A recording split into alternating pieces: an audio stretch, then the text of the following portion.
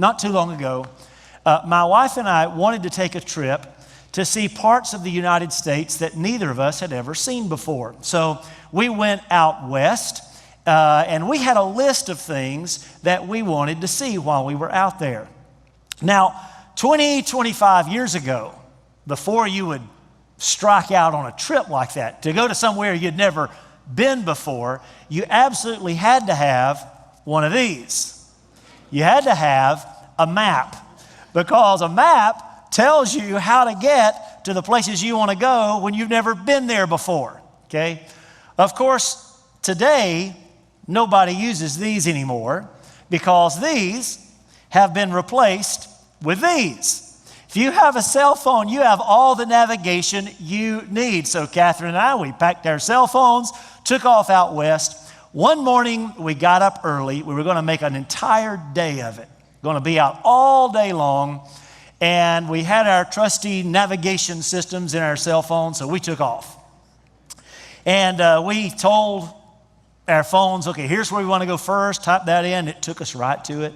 Here's where we want to go second. It took us right to that. It was working absolutely wonderfully.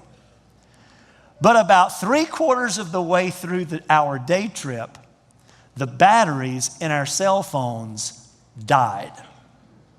The thing in which we were so dependent had lost its power. Now, when our navigation system lost power, we were literally dead in the water.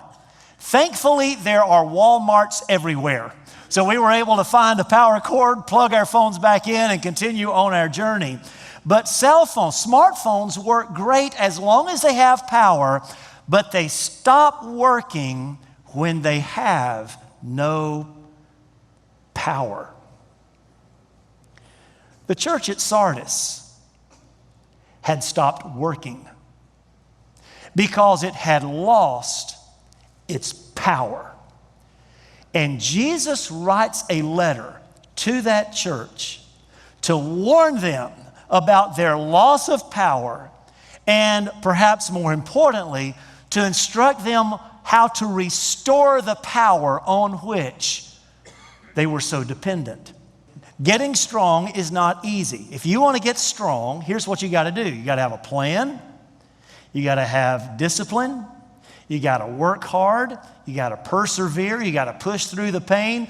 If you're going to get strong, you have to do something. It requires discipline.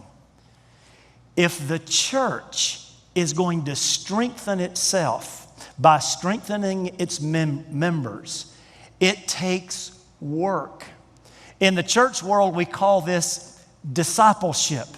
It's about building spiritual muscle, literally making spiritually strong believers.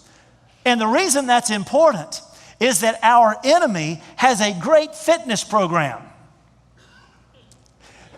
Church, listen, church, we need to be serious about building spiritual muscle that can stand toe-to-toe with the evils of this world.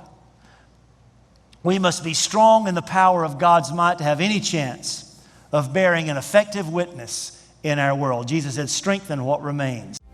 Thank you for watching this video on First Redeemer's YouTube channel.